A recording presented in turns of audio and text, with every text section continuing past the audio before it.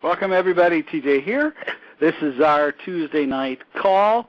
Normally, this time slot is reserved for just our premium members, but we're also extending an invitation to our free members of urlaw.org. urlaw.org is the sponsor of the call. If you are not a member of urlaw.org, be sure to sign up for at least a free membership while you're visiting the site. And we also have a couple of resources for you. Those who don't know what URLaw is, basically we're think of us like a club almost, an association of people to get together and talk about these kind of legal issues that many people struggle with. I mean, if you don't know somebody that's dealing with a legal issue, then you probably know somebody that's not alive because from the time you're born to the time you die, you're going to be dealing with legal issues. You know, your very use of your name, every time you sign your name, every time you write a check, every time you open a bank account, every time you drive down the road, use a driver's license or file your taxes or all kinds of things, even going to church because you're dealing with 501c3 corporations most of the time. So you're dealing with legal issues all the time, and our country is dealing with a lot of important struggles right now that are related to our being the problem, actually. It's not the government so much as it's ourselves, and we'll get into that here in just a little bit.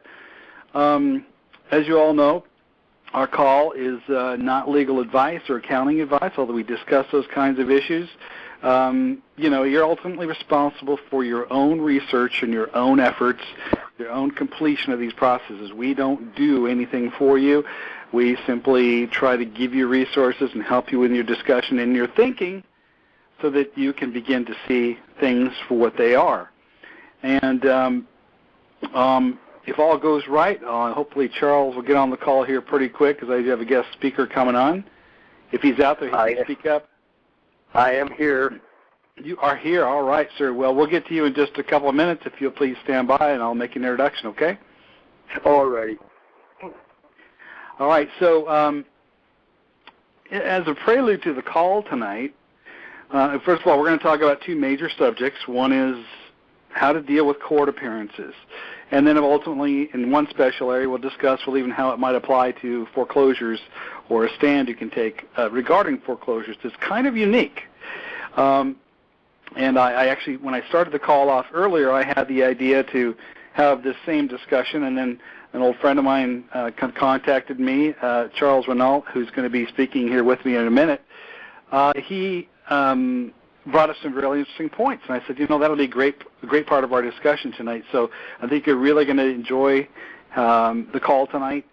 I hope you came ready to take a lot of notes because a lot of what we're going to say isn't necessarily written down. So hopefully you'll have the resource of being able to listen to this call again. We always post it up, and it's recorded and available to both free members and premium members to go back and listen to. But I guarantee you tonight's call you're going to be taking a lot of notes, so get ready. Most people, whether you're dealing with a traffic ticket, a tax issue, a child custody issue, anything that's going to possibly bring you into the legal system, you've got to know what's really going on. And frankly, very few people really do realize what's really going on. So I think you can appreciate the perspective of that our guest caller tonight is an ex-Chicago cop and knows about every trick there is in the book on both sides. So you're going to hear this from another point of view, not just from me. We've talked about this enough, but I want you to hear this from somebody else's point of view as well. That there's key areas that I want you to focus on. I think probably we'll start with just generally dealing with the court. And don't ask me after the call, does this apply to this and does this apply to that? When we speak about the court, we're talking about any kind of a court appearance. So be ready to take notes on that. Then we'll talk about some mortgage strategies and how to get those lenders to their knees to obey their master. But it's kind of an interesting little twist that we've come across here. So as far as announcements, I mentioned we were going to talk a little bit about some resources. One resource is I always recommend everybody out there learn whether you're starting or whether you're doing a case. We have people this week starting court cases, and maybe there is a situation where they do have to go in and deal with some of it. And I always recommend using the jurisdictionary course, and that's urlaw.org/JD is the link to that if you ever want to look into that. There's lots of good education in that. That's just one resource. I'll talk, Chris, toward the end of the call about our business side of things, because a lot of people dealing with these financial struggles are partially in that situation because of their own issues with having sufficient income and so forth to get by. I know you have to raise families. You got to have a house. You got to go from point A to point B and make your living. So, I know what it's like. I mean, I'm a guy with several kids, and got to pay the bills. So it's important to also discuss those kind of economic issues. And we've been talking about the Medicus program the last couple of calls out there. And again, I'll mention that more toward the end because I don't want to hold off our main subject, but we'll talk about that if those who want to stick around and listen to that portion of it. Okay, our guest caller tonight is Charles Renault. He's a former Chicago police officer, and he's been really one of my. He says he's a fan of mine. I'm a fan of his, so I don't know which is which, but I always appreciate it when I have an opportunity to visit with him and talk about what's going on and what's working out there and what we're doing to help people. And the beautiful thing about what I like about what Charles is doing in terms of his approach, and I think those of you who know me, you know my approach. If I can't keep it simple, it's not going to work because I'll get lost in the details. So I think Charles is of the same mindset. So, Charles, are you out there? Oh, yes, and thank you so much for that nice introduction. I just hope people do understand what we're talking about and not blow it off as hot air. Everything I talk about, everything I write about is absolute documented evidence, and I don't make this stuff up by any means. And it's in their own books. They got it dangling in front of us like a carrot. So we all just have to pay attention to every minute detail because the language known as legalese is a different language. They use the words we think we know, but they change their meaning by 180 degrees. Absolutely. I mean, most people get into this movement. They have no idea that I think there's currently 4 or 5 definitions of the United States.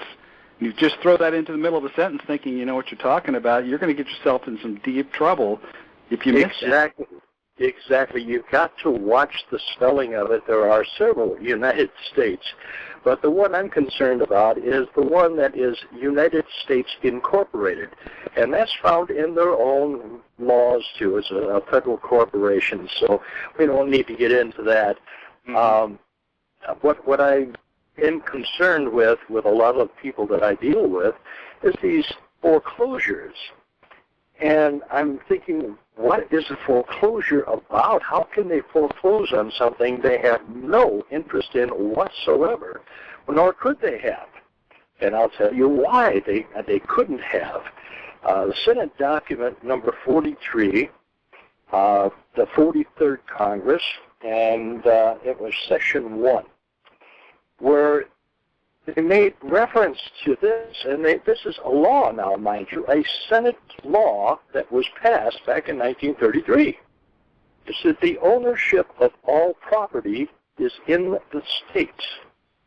Individual so-called ownership is only by virtue of government, i.e., law amounting to mere user. And use must be in accordance with law and subordinate. Now you got that, subordinate as a slave to the plantation, to the necessities of the state. And in the quotation there, this is their thing. They told us that nobody can own anything. That includes banks or anybody else. No companies, no corporations can own any property in this country because the 48 governors of that time pledged all the land of their individual states to the corporation United States. So this is... Actually, it sounds like they might do it. They're doing a liquidation of a bankruptcy or something like that, and everybody's turning in their assets. everybody is trying to do that, but it wasn't everybody, because none of us, none of our ancestors knew what was going on. They always kept us in the dark, as they do today. They own the media, which we listen to and have in our living room on a daily basis. So these folks, it's always been there. It's just folks haven't looked at it and read it. Well, I'm sorry to say things must be pretty boring for me, because I go through all this stuff and read it. And then I say, holy cow. And the hair on the back of the neck starts to stand up, and I get really irritated. And I'm an ex-cop with an attitude, so anything well, I can think happen. it's an important point to stress, too. What you're saying is listen, this stuff's out there. It's in the law. It's in black and white, quite literally, even defined in Black's Law. And that you can't ignore it. You can't just say, well, it's just not important. Of course it's important. And, of course, it has everything to do with how we resolve many of our issues. Yes, that no matter what it is, it's all been brainwashing through the media that they control, actually. You see, back, maybe 30 years ago now, there was about 185 owners of all the various media outlets, newspapers, magazines, radio, television stations, and all this stuff. 185 of them. Now, that's pretty difficult to get 185 to all agree on anything. It's like with the cops I worked with back home. You couldn't get 100 of them to agree to anything. So, anyhow, these people now have done their little salesmanship. They sold this outfit to that one and that one and that. And we have laws against monopolies, but that don't matter when you have money to do it. So, it's now down to 6 owners of all the media out there. So how hard is it to have 6 owner-operators get together in a coffee shop and decide what's going to happen next?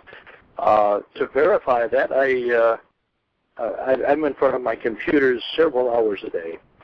And I put up all the news broadcasts across the country, all the way from Washington State to Maine, and from the border up there in Minnesota all the way down to Florida. And all of these various newscasters, male and female, told the story verbatim, exactly word for word. So that told me somebody is writing that stuff for them, or they have to follow orders, otherwise they'll find themselves out of a job. So it's quite interesting. So when you look at the news or listen to it, do it very loosely. Do not take it to heart. Don't expect it to be truthful, because 9 times out of 10 it is not. In fact, rarely do they even get the geography correct. So, it's just one of those things that we just have to start standing up for ourselves and stop relying on somebody else to do things for us. We have to take the bull by the horns and get it out there. I mean, I really feel happy and relieved when I get people out of these foreclosures by using this law that they made.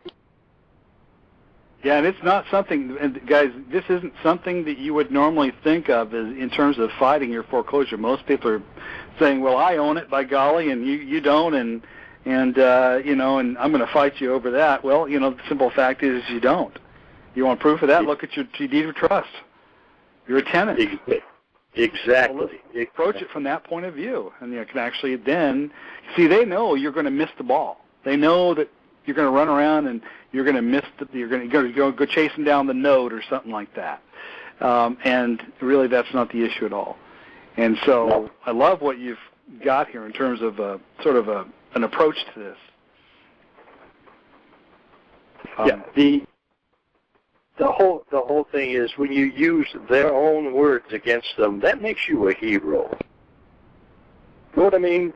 It's one of those things that we have to do. We've got to actually, and I hate to say it, but take the time. I've been doing this research since '98, and actually I've known all along. I knew there was something wrong even when I was on the job, but I never bothered with it because I had other things to do. I had TV to watch, or I had I was a musician, so I was out there playing music. I was doing other things. So all of these things, we just have to stop, take the time. It don't take that long, really. if we take 15 or 20 minutes a day just to pursue certain aspects of this stuff, we will learn so much. It will make the hair on the back of your head stand up, and you'll be darn right mad. And this stuff is not hard to learn. Sometimes what's hard to get over is the disinformation and not go down the wrong rabbit hole. You know, unlike Neo in the Matrix, you know, they said follow the white rabbit, and you look where it led him. And here, but he led him to the truth ultimately because he followed the right white rabbit. So we're hoping that's kind of how you'll see some of the information we're talking about here. Can we talk? Maybe we should go through a couple of these different things. We had kind of a court scenario we were talking about today, and we're talking about a foreclosure scenario. Maybe the foreclosure one's actually a simpler one to talk about because they're really both simple if you keep them simple. I've heard people talk about these subjects and make them way too complicated. In fact, when you're done hearing what we're going to tell you tonight, you're going to be saying to yourself, well, there's got to be more to it than that. And I assure you, we're going to tell you exactly what to do. So just take good notes. So how do you want to start? Do you want to talk about this, for example, essentially you gave me a statement that's what really your claim is all about in a foreclosure. You want to go through that? Well, yeah, actually, this relying on that Senate document, what we can do at that point, from that point, because we now have their attention when we refer to their own words, you go through it, and now you make what is known as a mechanic's lien. I call it a possessory lien, and you do that with your county recorder, or you can do it with the Secretary of State, whichever you prefer. But you charge them. You say you will be glad to give up the home. We're talking about a foreclosure now. You will be more than happy to give up the home and the property because you know very well that you are nothing more than a tenant there that has borrowed that property. But to make it habitable, you had to invest in all the things that make it habitable because you can't really go into a bedroom at night with no drapes on the windows and no way to cover yourself. You have to have electricity. You have, well, at least those of us of the modern day. But you have to have all of the goodies that we have around us, carpeting on the floor, furniture, etc., etc. All of these things make that home we live in habitable. If we didn't have them, it'd be pretty rough. I mean, you know, you'll have derelicts looking to get in there and stay for a while. So what you have got to do is itemize all of the things that you have put in that home or that dwelling since day one. In order to make it, you had to spend a lot. You had to hire people, probably, fixing the roof, for example, or doing landscaping or whatever it is. Everything is to be itemized. Then you make a bill for them, and you name them. Say you will gladly release the property that you are living in right now if they pay the debt that you paid out of pocket, labor, time, all the other things involved in it. So you are giving them a notice that they have to pay, and they have to pay within 10 days. And that is reasonable, and you know, and you're not arguing with them at all. You say, yes, indeed, I certainly will be glad to give you back this property, the house, and everything that I have put into it, okay? But you must pay this bill first. If you pay it, I will release your car to you, just like the mechanic. Yeah, I think probably people could equate this to if they've heard of something called a conditional acceptance. They're coming in and saying they've got a right to take your property, and you've got to do something. If you say nothing, of course, that's just silences your acquiescence. So you're essentially saying, yeah, we're glad to give you back the property, but there's just an issue here we got to resolve, and here's this notice to pay. 10 days, here's my list of labor and expenses and payments and cash outlay for maintaining this property, and I'll be glad to turn the property over to you, and as soon as you can prove you're the rightful owner and that I, in fact, have been reimbursed for these expenses, creating a bill and then subsequently a lien. It's just that. Yes, exactly. It's pretty simple. Exactly, and that lien is really important. A mechanic's lien must be paid. There's no getting out of it, and that's what this essentially is. But you see, the bank that isn't there in the first place, the trick bag is when you have them prove that they own or have any interest in that property whatsoever, because they don't.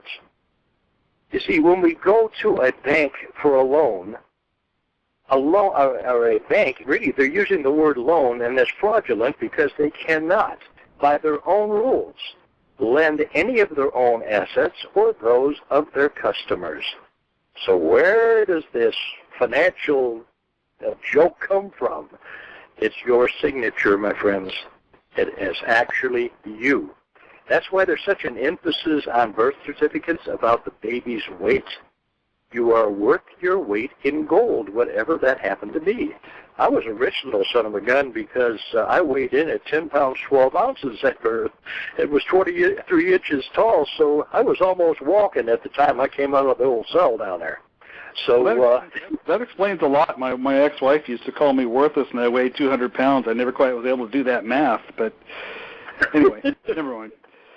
Yeah, but that's actually where the cause came from. So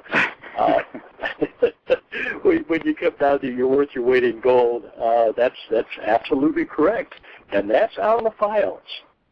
So the birth certificate is like a title to your car. If you lose one, you can get another one, right? So somebody's holding on to the copies of the original one. The original one is actually in their offices in Puerto Rico. So that's a whole different subject. We could get on that with DJ and talk about that for quite a while. I'll have to reserve that one for a future long call. You betcha. Big part. You betcha. So I hope you guys got that. Yeah. Maybe that's the simplest foreclosure remedy they've ever heard, huh? Well, yeah. Well, this is actually it. This is Simplicity Plus, and it's absolute. I mean, there's no getting around it. If it's their laws, which a sanitary law or sanitary, I don't know which one would be proper there. They definitely don't go together. No, they certainly do not, by any means. Most of those people are liars. I'm sorry, I mispronounce that all the time. It's lawyer. Lawyer and liar is one and the same. I think they're synonymous. But and if we look at the politicians we have, 90% or 90+% are lawyers, are liars, whichever. Uh-huh. Well, by nature, they're not even supposed to be in those offices, so they're already starting off as liars. Exactly, and nobody's calling about it. No one has called about it. It's like all the documents we carry in our pockets, like the Social Security card, driver's license, marriage license, all those things, everything financial, your name appears in all capital letters. Yet, in the third grade grammar school, we were all taught that all sentences and proper nouns begin with capital letters followed by lowercase. So why have we accepted this other nonsense? Have we believed that they put our name in lights or something? No, there is a reason for that capitalization. So when you get mail, if you open up something addressed to what you assume to be your name that's in all capital letters, you are committing mail fraud because you're opening mail that does not belong to you. Send it back. Mm-hmm. That's the way to handle that.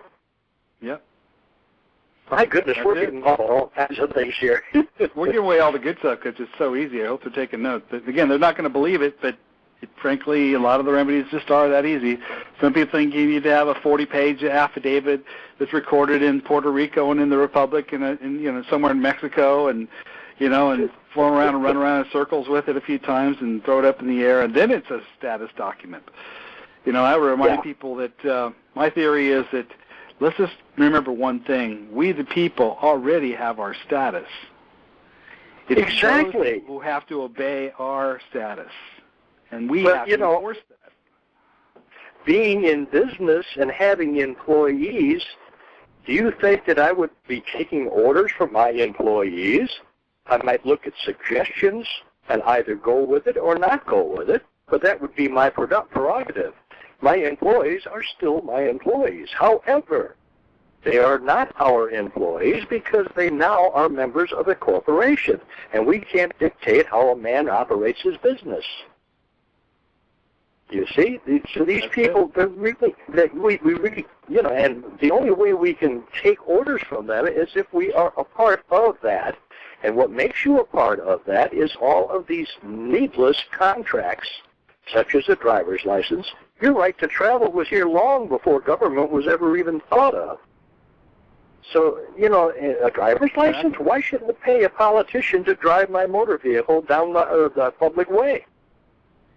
It doesn't even make sense when you actually look at it like that, does it? I mean, it's kind of silly what we run around and ask permission to do, but there's an inherent right to, you don't have to ask permission to do something that you already have a natural right to do. I want to go from point A to point B, then get out of my way, and I'm not harming anybody. But somebody walks up with a statute, and you believe them, and you start shaking in your boots, and guess what? Now, their presumption, it's not true, but it's a presumption, becomes true enough that you just cave in and give it all away. You have to give it away voluntarily. When you give in, you contract. You see, everything today is contractual. So if you say, yes, sir, you have just agreed. It's like the traffic cop that says, open your window because you have it just about an inch open, and you don't do it. Then he gets hostile and uses force, puts his hand on his gun or something, and says, you will open that window or I'll knock it out, blah, blah, blah. Then they're threatening you. Then you smile and say yes, because when you take on a contract under threat, it is void and null. There is no contract, okay? So these things, we just have to learn these things. It's taken me a while. I was brought up the system. Matter of fact, I was a legislative advisor back in Illinois, and thank God I'm not out there anymore. But I don't know, TJ, should I tell them that I never, ever heard of Obama when I was a senator and Congress advisor? I don't know where this guy came from. He just came out of the blue. Some of those bankers over there in Europe, I guess they're the ones that put him in office. Yeah. I mean, at some point, the right person sat down with him, and I'm just, say it like it is. He sold his soul to the devil, and then they propped him up and, brought him out, polished him up, and said, here you go, you're our boy, Yep. Yes, man, that's all they want. Yeah, pretty much. Smooth talking, but pretty much does exactly what he's told. I always tell people, I said, the first day in the presidency looks something like this. The president walks in the Oval Office, and he sits in that big chair, and Kennedy's desk is sitting there, and then he's thinking, all right, what am I going to do next? And all of a sudden, somebody from behind spins his chair around and says, let me explain to you how this works. Yep. That's exactly how it works, and it's one of the bankster's own hitmen, let's put it that way. Yeah, exactly. Well, I always find it very interesting how back in the day of Kennedy, he had just signed the executive order to essentially end the Federal Reserve, and shortly thereafter he was shot, and I can just see the scene on the airplane when Johnson was about to take the oath. They were handing him a pen, and he's like, where do I sign? Where do I sign? They said, what are you going to sign? He says, I want to sign that executive order right now to release that other executive order because that's who he was under orders to. And, by the way, you got to swear her in first. Oh, okay, well, I can wait long enough to do that. Then they gave him the pen. And it was so, Kennedy's blood was still on his hands as he had to sign that executive order to relinquish or to repeal Kennedy's executive order that would have set this whole thing free. So, well, the same thing occurred with Lincoln because he made greenbacks and they had to get rid of him too. So that's how all this game is played. It's all financial, like it or not, that's what it is, and it's a corporation, not a governmental body. Yep. Because if it was a governmental body... I call the courts banks. You know why? Because they got clerks. Yes, exactly. Yes, they do. But you see, the judges are not judges, they're administrators for the corporation. Mm-hmm. So they just take on, you see, it's play acting. Like you have actors that are taking on titles and they're playing in the play or the movie that they're in. this part. That's all it is. But when you confront them and face them and stand tall when you do without any nervousness to your voice, stop the fear thing and just hand them what it is that they have dished out, they don't know how to act. And they usually retreat. When they retreat and they go back in chambers and they come back out, they're wearing a different hat. So you have to do the same thing over again.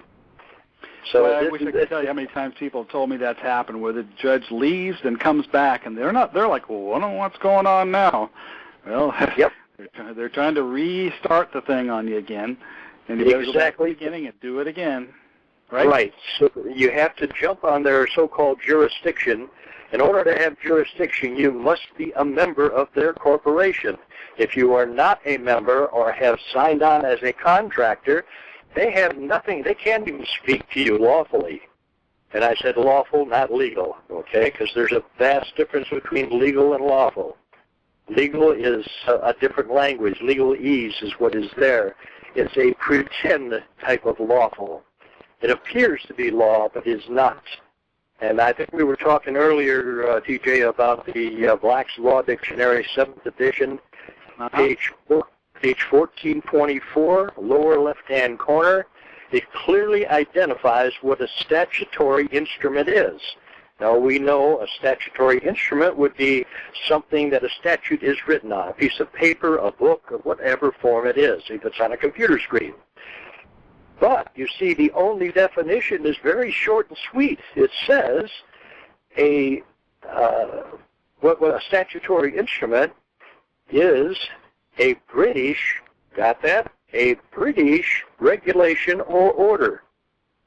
That's the definition. Total. Okay, now I thought we won that war. But obviously we didn't. Yeah, well, that's the problem. That's what happens when you borrow money from your enemy. Eventually they just become your master again. That's what we did. But you see, that's another joke, too. You see that one mayor, Rothschild, they call him? His name was actually Bauer. It was not Rothschild. Rothschild means red shield in German. And in front of his coin shop that he had in Germany was a red shield sign. It had one of those black, like a phoenix bird on it, with 5 arrows in its claws. And the 5 arrows, Bauer assumed to be, or just took on, his 5 sons, who he had trained from birth in his schemes and scams that he had done all of his life. And he placed them in appropriate positions. Our Civil War was financed by 2 of the Rothschild brothers. One was in France and the other one was in England. So who was the winner of that Civil War we had? We lost a lot of our sons here, North and South. There was no need for it because the financiers were brothers claiming the different countries that they represented, but they were the only winners in it because they were financing all the weapons, all the, everything that would destroy anything. So, are the winners in every war, have been for the last 100, 200 years. You got it, that's just the way it is. So the rest of us have got to really, please, wake up. I mean, enough is enough.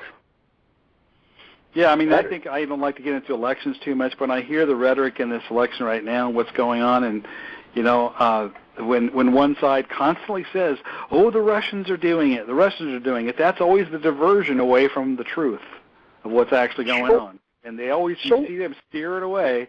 And that's how wars get started, because it becomes a distraction. And frankly, it's good for the bankers. They don't want us, electing a candidate who might actually give us some freedom, and or go against their agenda. And that's what we're seeing play out right before us right now in this election. That's why they're so afraid. They're so afraid of Donald Trump, because they're trying to belittle him in every opportunity that they have, and it's not going to do any good. Donald speaks from the heart. He's not paid to say anything. Nobody has contributed to his election. Yeah, the man, the Republican establishment has turned their backs on him, which is like, great, great, get those guys out of there too. You know? Exactly. And because he is a businessman, and a very shrewd businessman, even though he's had bankruptcy several times. I have personally had a bankruptcy at one time, but it was my own stupidity that got me into it. Well, if you have 150 businesses and 3 of them have to do a bankruptcy at some point, your percentages are pretty good, actually. I would think so. Yeah, I was kind of behind old figures down there. That Texan fella, Perot, because he was a businessman. But that was, yeah. But you see, he was scared out of it. That's what got Perot out of the running back. He was threatened. So but beyond that, no, I have to stand behind Donald, even though I will not vote, and I'll tell you why. Because that voter's registration is a contract. And I will not contract with the state of Arizona or the United States or anybody else, and because that's what it is. And then when you do it, you don't realize you have volunteered to be a juror of something that's going to disrupt your life if you're called into jury duty. So that's stupid too. But it's a hidden contract. And well, you have to declare. Well, it's also a declaration that you are a U.S. citizen. If you read the definition they're referring to, they're talking about a citizen of the District of Columbia or one of the territories. That puts you subject to that whole special class of citizens that you don't want to be a part of. You don't want to. When you select the service, is the same thing. I was just looking at the application today again, just sort of reviewing it, and over the front it says, "Do what a good American does," wave the flags. All men and women at age 18 must enroll, and you'll go to prison. Then it breaks down. Okay, now who has to register? And right there it says, U.S. citizens and those living on the territories. Those are not the people living on the state of the Union land.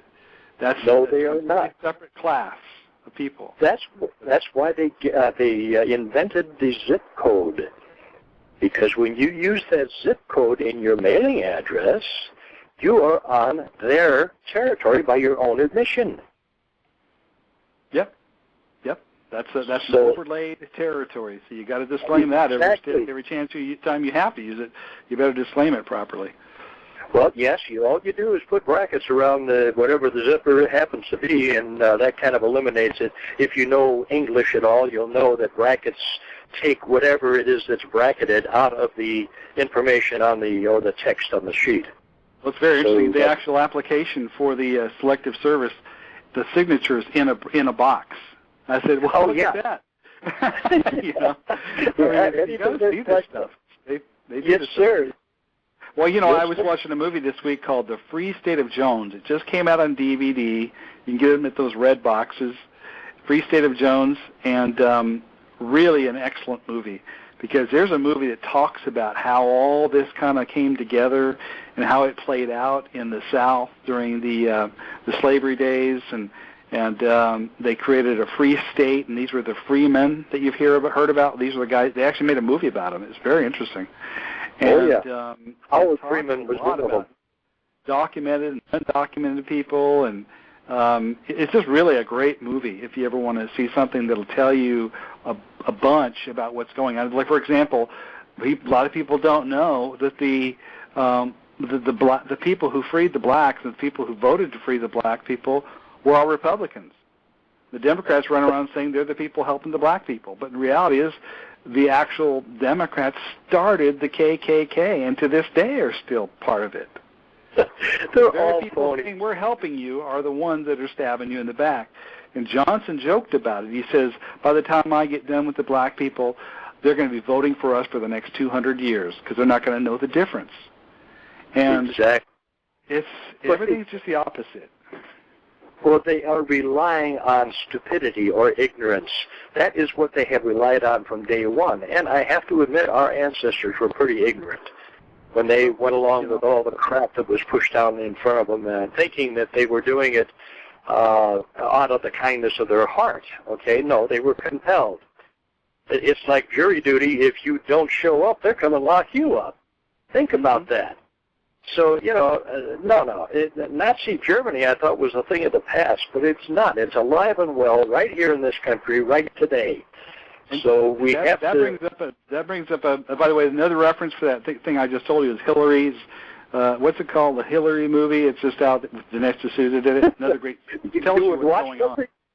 You would watch something pertaining to that broad? Oh, but the point is it actually talks about the history that most people don't know, and it's very interesting. But anyway, from my hometown, so. Oh, well, you know all about it. You know about the mob. I mean, they're just an organized crime racket, the whole government up there in Chicago. Personally, I would rather deal with the mob than this so-called government, or actually this corporation. I would, because you know where you stand. Yeah, you know where you stand. You know what I mean? It's not one of those things you never know because everything is hidden. Everything is a lie.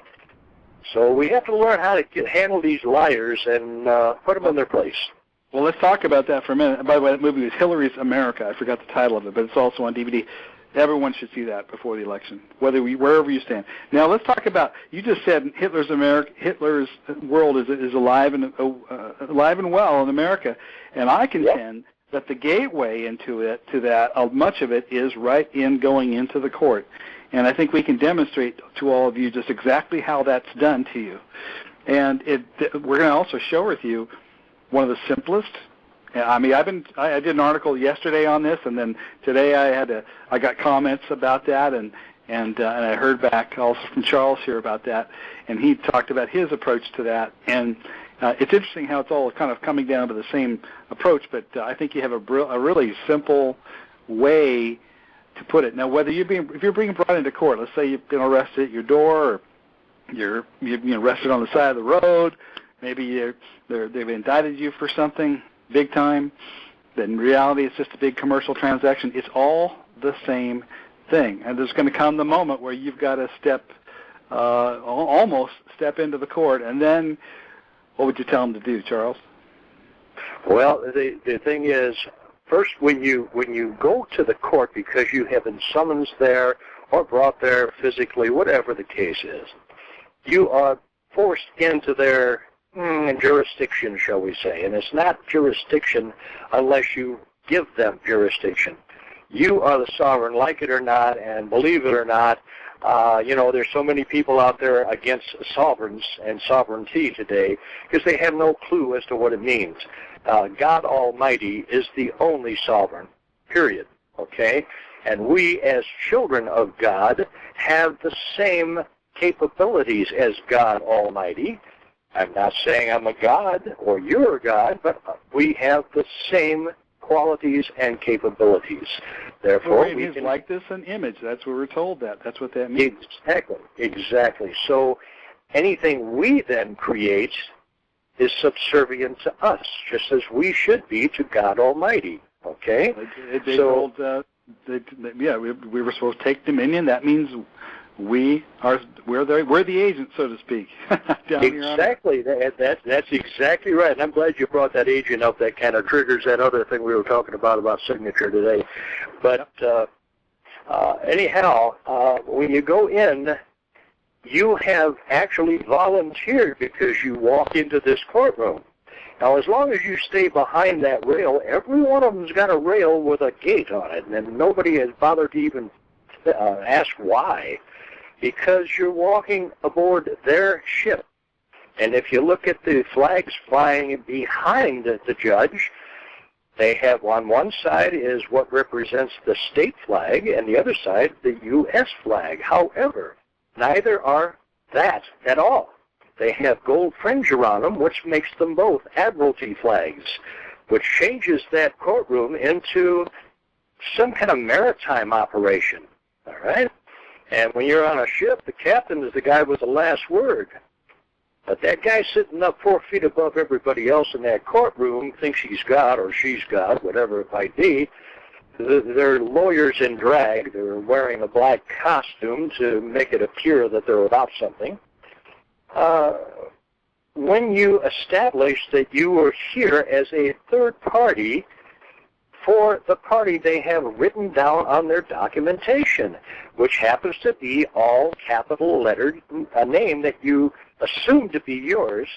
As a matter of fact, you shouldn't be there because if they summoned you with under that all capital written name, you have no reason to be there in the first place because that is not your name. Not according to the English language, anyhow. So, anyhow, just by being there, your mere presence puts you in their, they call it jurisdiction, but I have other words for it, but I can't use it here on the air. So, these little games that they play, you walk in, and then, they ask, well, what's your name? And what I do, I just stop them in their tracks and I tell them my name is my property, which it is because I copyrighted the straw man name, and I also copyrighted my autograph. But I tell them my name is my property, and I do not give my property away freely to anyone or anything. If you care to negotiate, I would be happy to do so. And then they kind of sit back and they look at me strange. Sometimes they'll even leave the courtroom. So you didn't follow the script. What are you doing? I know. Yeah, I'm not falling into their ballpark. So, it makes all the sense in the world to use their stuff against them. They know what the things are. They know what they're doing. They're just murdering thieves, and I call them murderers because that's what they are. How many people go to prison, and they kill them in prison? So, at least in this country. A lot of countries don't do that anymore, but here the barbaric Brits run things, so this is why we're in this situation. And your little thing, I liked your thing there also, TJ. What was that? How do you approach them on that? In terms of going into the court? Yeah. Well, it's pretty darn similar. I mean, it's just another way of saying the same thing, that my name is private and I'm not giving it to you. Yep. And anybody here have any claims against me? Oh, no? Well, see you later. That's kind of your very short and simple approach. You talked about earlier about maybe handing them. I asked the question, well, what about the failure to appear? Because sometimes they try to play a game with you and try to tell you they're going to send a warrant for you for failure to appear. How would you kind of handle that in court? It's impossible for the entity to appear anyhow. That's why they want you to volunteer and say, oh, here I am, or raise your hand, or stand up, or whatever the case. The things that they taught you in their schools long about first grade, second grade, when they had you respond to your name on roll call and things and stand up or yell out, yeah, here I am, all that kind of stuff. Well, this is a training that's been instilled in you, and you respond when you hear your name. Example, if you go into a, let's say it's a wedding party, and there's a big room, a dance going on, and there's maybe 50 or 100 people in that room, and you go in the door and you say, hey, John, how many people are going to respond to you? You see, this is the same thing. This is what they rely on. They want you to respond to what you think is your name, and yet it is not, because it's written in all capital letters. And the ones that gave that capitalized name to you is none other than the Department of Commerce. We can get into that too. That's a whole different ballgame. Yes, it is. Can you hold just 1 second? I had somebody come up to my door. I got to let them in real quick.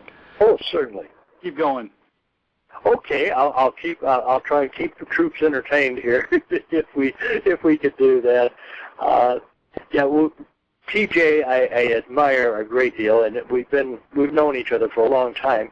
It's just I feel like I've been neglecting him because he is a friend, and we talk about the same subjects, and we try to get people with their heads screwed on correctly to follow through and do these things and get this motion going, because there's over 300 million people in our country today, and it's kind of difficult to get 300 million people to move in the same direction. However, when enough of us start pushing or standing up on our own 2 feet, not expecting anything in return, I do all of this stuff without fees or charge or anything of that nature, simply because I am here for a reason, and that is to help people. That's why I was a cop. That's why I've done all the things I've done in my life, because I enjoy helping people, and it makes me feel good when they are relieved and helped on their own. I do a lot of entertaining, shall we say, on the Internet. I'm a singer and what have you. And I was watching some of your singing. They're pretty good, actually. Oh, are they? Well, thank you, sir. But, yeah, some of my followers, they, they're writing comments all the time and sending me all these cute little love notes and what have you, and I enjoy that. And some of them are now coming to me as the philosopher. They're asking me what to do about this or that situation. So here I am. I'm getting bogged down on that, too. So, but I don't care because I've enjoyed life. Here's a guy that I must be suicidal because I used to jump out of perfectly good airplanes, and and then being a cop, when you pin the badge on your chest in Chicago, you just put a target on your chest. So there must be something suicidal, even though that thought never occurred. No kidding. Yes, well, listen, I really enjoyed this. I have a few people that might ask some questions. Would you mind see if we grab a few audience questions? Not at all. You guys have a question, press *6. I got a couple in the queue. If you want to get yourself in the queue and ask Charles a question, please feel free. That's what we're kind of here to help you do.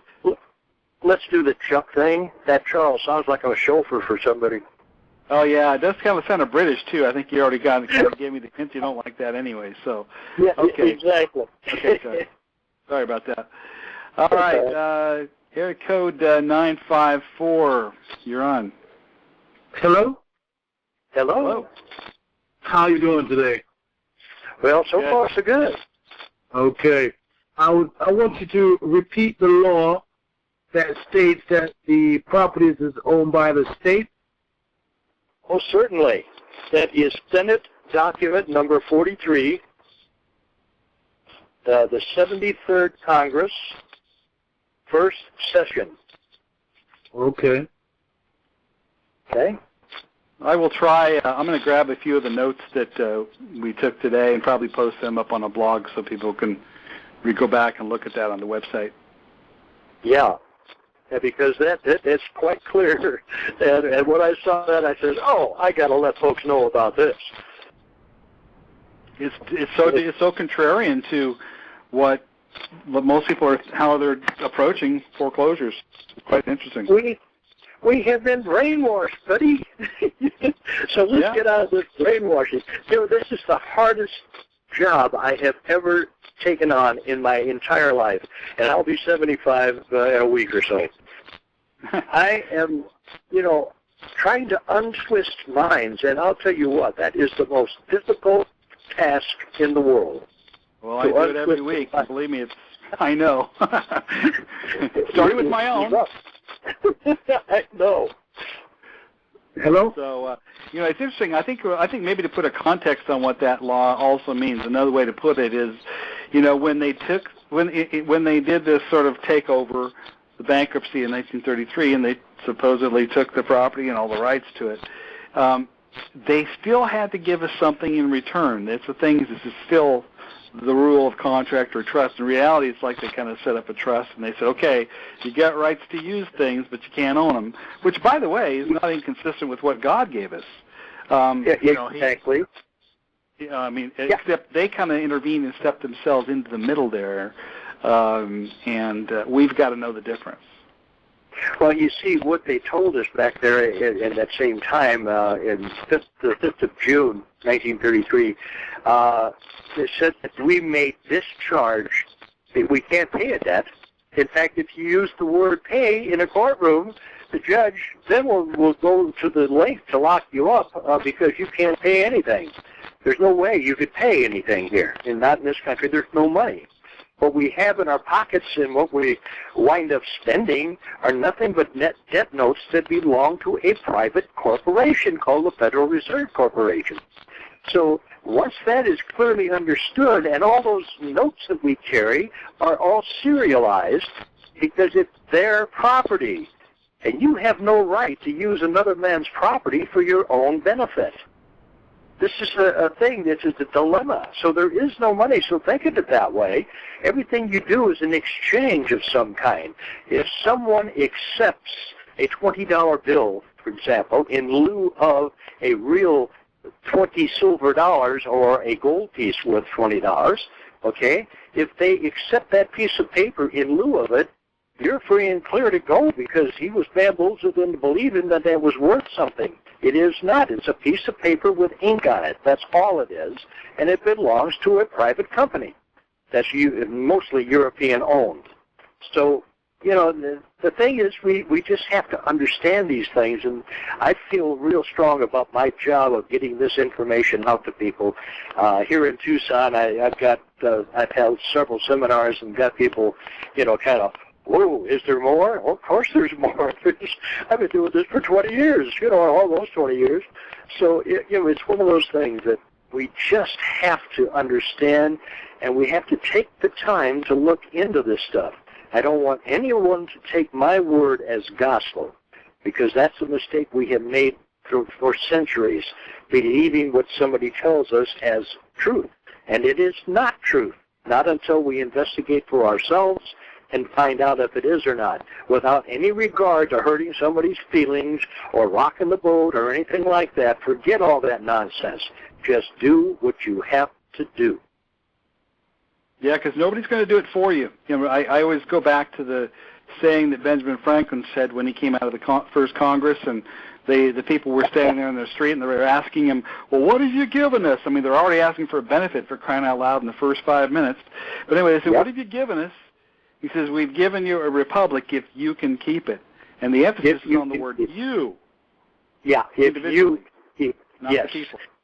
That's correct. And, you know, but the people are sovereign because they're children of God, so they have to be sovereign. There is no artificial entity that could possibly be sovereign. United States Incorporated, it's impossible. It's an artificial entity. It's a name put on a piece of paper or in some other form of media. Okay? So it's nothing. And by being a corporation, they have lowered themselves to below a people perspective or statute. You know what I'm saying? Yeah, absolutely. Well, again, those first words of the Constitution, Bill of Rights. I mean, it's all right there at the very top. It says who that is, and the first top of every document is the King, we the people. So yes, there you go. All right, I got another caller here. We'll go ahead and move on to another one. Anonymous caller, go ahead. Hello. Go ahead.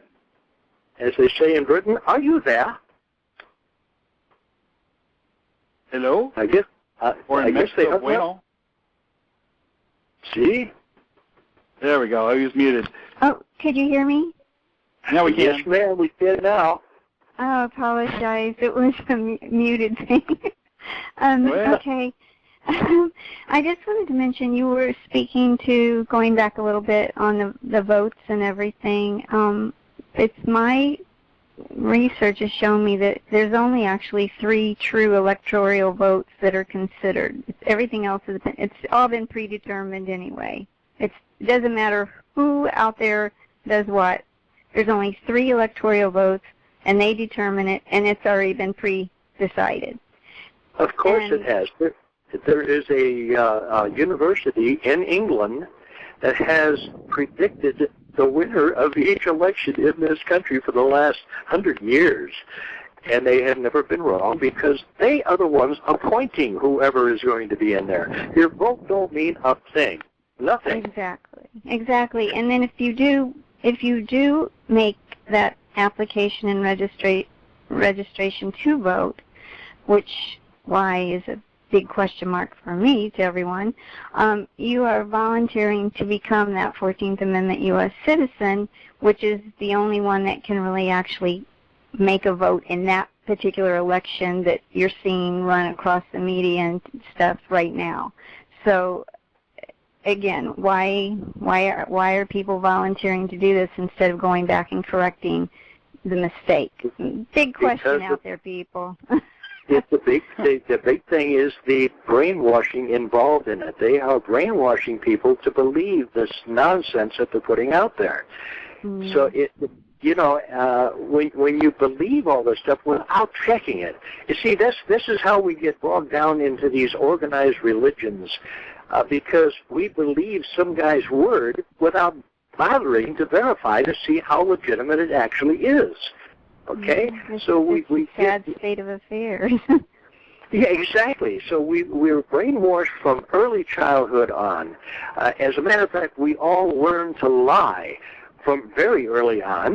We're not even out of the crib walking around yet. We're standing up in the crib, but we reach over and we knock something off of the dresser that's next to us or something, and Mommy comes in and says, "Johnny, did you do that?" And you, "Oh, no, Mommy, it was the cat, or it was the window, or the wind was blowing, or it was the dog, or my brother, or whatever it was." So we start to lie early on for self-preservation, and there's no reason for that either. We're just teaching our youth the wrong things at the wrong time. We tell them about the stork and the tooth fairy and all that other nonsense, and by the time they get to be teeny boppers, say 13 years old, they realize their family has been lying to them their entire life. So now, whatever the parents say to them, that don't mean a thing because they're liars. They've been lying to me about everything. So this is how, when you step out of the box, you can see things a whole lot different. Right. The other thing was, for both you and TJ, at this point, where are you at your perception of of who we the people are? Because that's another subject matter that I don't think there's real clarity on in all these different groups and forums and what have you, and people in general. TJ, you want to go ahead on that? That's another one of those big questions. I mean, I can definitely answer it. Just got to have a big, time. But I guess that's a good question. I mean, I haven't been asked that straightly, I guess.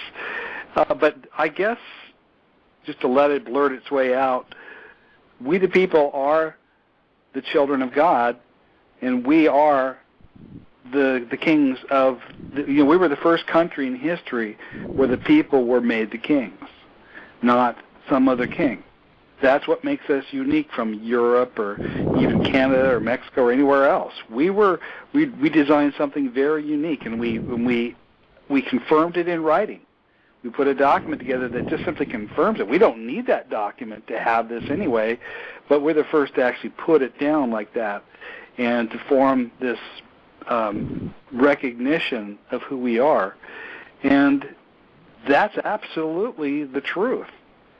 Everything else is a lie that's been going on through history. So I guess what I'm saying is I'm not a sovereign, so to speak, but I am of the sovereign. There is only one, I guess if you want to get into the Bible, the way it teaches is you're not supposed to have two gods. It's either man or it's God. Now, which is it going to be? Yeah, you can't serve throughout two history, masters. we've been making the mistake of falling under man's authority, which makes him your God. That's what a false God is. It's not just because somebody's falling before a statue. It's falling before an authority and giving it. Right. Yeah, exactly. But so many people are saying, "Oh, we the people," thinking, looking at the Constitution, and that's another subject matter because the Constitution that they are operating under today, even if it were legit, my perception is we're not part of we that people. There was a group of people at that time that took it upon themselves to make determinations for everyone else, and it was all under false pretenses anyway. So again, you have to know who you are. And exactly. If you don't know who you are, you've lost this battle before you've gotten out the gate. That's really the question. Whether those people were talking about themselves or you, as far as I'm concerned, thanks for reminding me, but, I am what I am. Yes, exactly. Exactly. And besides, men cannot give you rights. When I hear people say, I'm going to stand on my constitutional rights, that Constitution was written by a man, okay? Jefferson took the majority of that thing. He had a lot of things changed in what he had written. But it was a man. So a man cannot issue rights. He can give you permission, which can be revoked as well. So you've got to pay attention to those things and understand what a right is versus a permission. It's like the driver's license is a permit, okay, to do something that would be otherwise illegal. Well, illegal, again, is back in that language of theirs called legalese. which means absolutely nothing. They just rearrange the words and give them different definitions and use them against you because they assume you're going to believe the true definition, which is anything that's like 180 degrees out of phase. Exactly. Exactly. Listen, I got a bunch of callers in the queue. I'd love to keep chatting with you. I want to make sure we get to a few people. All right. But I Sorry. tell you what, everybody, when you're in the world of the color of law, all you have to do is kick your heels together 3 times. That's 3 notices. And go back to the simple common law world. And that's who you really are. That's where you belong. Mm-hmm. Exactly. Thank you. Thanks, Dorothy. Sure. I love it, TJ. Next caller is 303. Hi, TJ. My question is, when a property is in a land trust, should that property be taken out of the land trust in order to file the mechanics lien? There you go. Okay. I got it. Yeah, very simply put, it does. I don't. As long as you're the party in interest in the trust, and or your name is on the title, one of the two, you can still make that claim. Okay. I don't see why that's an issue at all. Okay. If I have the property in a trust, any kind of trust, land trust or any other trust, if I'm the party that's the party in interest and I contributed the labor in the claim, don't I have a claim anyway? Okay. Or look at it this way. If you move it into a land trust and there's a mortgage against it, does it change anything as far as the lenders wanting to come in and foreclose if you don't pay? No. No. It doesn't change. Same rule. Thank you. But that term lender is another misnomer. Yes? It's false because they haven't lent you anything. A few minutes of their time and some paper they had printed up for you to sign. That's all they did.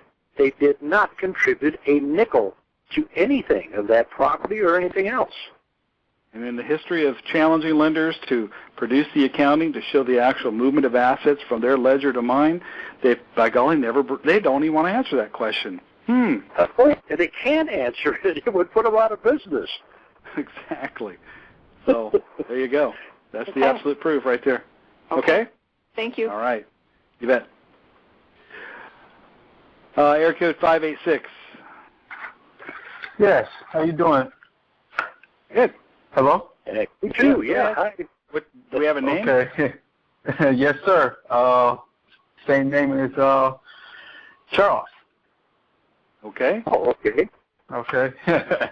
I just wanted to put that out there. Now, I've been doing this, researching for about 2 years now, and trying to learn the difference. What Charles had broke down, which I'm glad he brought that out, with the birth certificate, the power of birth certificate, and the capitis diminutio. That's the way I like to put it. Capitis. I like to use that word, but I can't say it. So. Right. It's kind of hard sometimes. Diminutio maxima. That 3-letter word. A lot of people need to look that up and understand what it means, because it would basically tell them everything that has happened when they do contracts with the government. Now, 2 questions. What are you guys' website to where we can, get a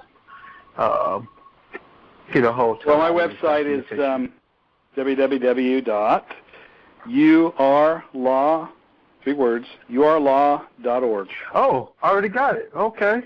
Yeah. I have this stuff right in front of me. And well, that was a test. I was just seeing if you could, pass the test. So you passed the multiple. Okay. It's a multiple choice question with only one choice. So you did very well.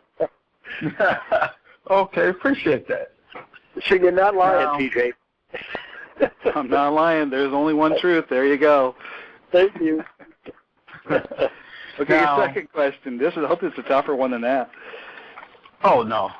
Actually, kind of got myself in a little trouble. Okay. I basically gave consent to when I stepped into the court last week because I got arrested, and I didn't want to speak to the officer. I say, I told him I don't do conversations. I don't speak to cops. And it went on for about maybe 15, 20 minutes tops.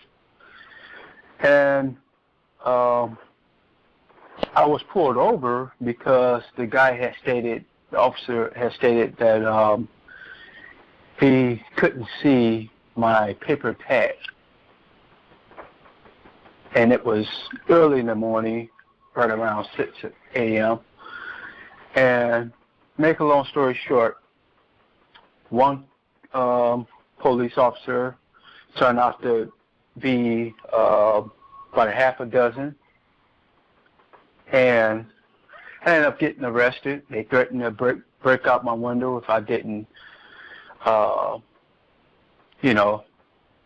continue to, if I didn't proceed to follow their instruction or listen at all. And it went on until I just gave up, because we all know how, situations like that turn out. Now, I have 2 court dates and also a trial date coming up. And I asked for the trial, I asked, for an appeal, and I wanted to get my word out to the people and also the juror. Now, my question to you, do you think I can set myself up? Have you been arraigned? Yes. He set himself up, TJ. There's no question about it. Let me ask you a couple of things. First of all, even if I never stated my name, and I also no, you set yourself up. Let me tell you how you did that. Do you have license plates on the car? No, sir. You don't have license plates on the car? No. Then they had no reason to stop you in the first place. Because exactly. of those and then I never gave them my name. Well, there's another thing, and it depends on where you were at in this country. You sound like you might be a black man, and if you are, you're a target anyhow. Sir. Yep. Thank you. So, these things are against you to begin with, all right? And most people that have tags on their cars, you notice that the license plates do not have your individual names on them. They have the state within what you're supposed to be in. At that time, they have their name on it, which makes it a commercial vehicle, which requires a commercial license, okay? And when you have this kind of a thing going on, you've got to have this, you've got to have that, and you're part of it because you volunteered to be a part of that corporation. That's the whole problem, and people do not realize that. But if your vehicle, as you say, does not have tags on it, they have no reason to, to stop you in the first place. And if they do, you ask them immediately for a supervisor to show up, and you ask that supervisor if he has a... Did you? Good. Okay. But and it didn't help you at all, or what? He never showed up, and I didn't think they want him there because they didn't call him. Exactly. Yeah. So they had one of those black guys on the line there, and they could put him in jail, and they get paid for that. That's what that's all about, my friend. So yeah. So, and all the stuff we're talking about, you use it. It makes no difference what the so-called crime is, okay, or what the charge is. It's, a charge is kind of like a dead battery. You got to charge it up, right? So discharge the thing and let it be flat. Well, another thing. Just so keep this in mind. We just gave you a scenario earlier. You got your opportunity to come back into the court, right? They sent you the party invitation and said they're going to have tea and crumpets and cupcakes and everything. Come to our party, right? Mm-hmm. You've got that opportunity to approach the court again with your, because every time you walk back in, there's kind of starting a new contract. So ask them if they got a contract. just like we stated earlier, before you enter in. Yes, sir. Show me the contract. Okay. You may have screwed Would up it be before, a good but that thing doesn't to? mean you're every time you reappear, you're starting over again. Yeah. Okay. Yeah, keep that in mind. Yeah. So, is it? Would it be a smart thing to, as of like right now, to trademark that name? Oh, yes, I suggest that for everybody. Not trademark, copyright it. And you can do that with your county recorder. Copyright it. It costs about $10, and you're home free. You've got something now that you can negotiate with because it is your property. That's the capitalized name. Anytime you get a piece of mail addressed to that straw man, that capitalized name, which we call straw man, anytime you get one of those in the mail from a financial institution or government or whatever it is that's sending that letter to that name, you return it to the sender because you cannot open it without committing mail fraud. So when you send it back to them and I say there's nobody here by that name, thank you, that's all you have to do. Okay. Did they send you something in the mail as an invitation, party invitation? Yeah, anything you get in the mail that's addressed to that capitalized version of your name, which you assume to be your name, which is not. Because when you open somebody else's mail, that's fraud, isn't it? Yes, that's true. Thank you. So when you go back to court, you're going to bring a birth certificate with you possibly, and maybe go back and listen to what we say before you enter into the court, and stay there. Do that. Oh, so I was thinking about that. So just take it up there with me. And use that. Take the birth certificate. Because I'll the birth certificate. I'll post something as a little bit of a blog on this, so you can go back and look at it here probably about tomorrow. And we'll talk about kind of your steps and your script. Okay, cool. Okay. Appreciate that. And that is cool. It is.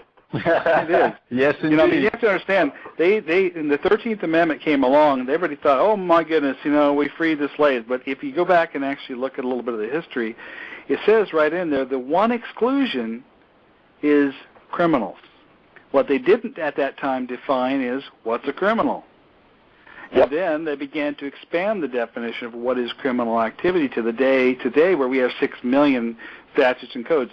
Judge Napolitano said this really brilliantly a while back. He says the only reason we have the legal system we have and we have 3 million people or whatever it is in prison is because we've let lawyers create an ever-expanding business for themselves called statutes. And this ever-expanding empire is surrounded by creating and criminalizing everything, criminalizing smoking a joint, criminalizing driving without a license, criminalizing not paying a tax if you even question it, everything. And so it goes on, an ever-expanding circle of exactly, your children, an ever-expanding way to generate revenue for this corporation. And all these people, even the so-called attorney who you hire to help you, is party to the game. And you don't know it. You got to not get into that game by stopping it right from the beginning and saying, do I have a contract? If not, I'm leaving. Do you have a contract with me? Nope. Okay, well, I'm leaving. Okay? Exactly right. That's it. That's the only legal knowledge you need, technically speaking. Don't get in there. And stop the movie War Games. Exactly, no contract. The end of the movie War Games, the guy was getting this computer to basically almost commit nuclear war upon itself.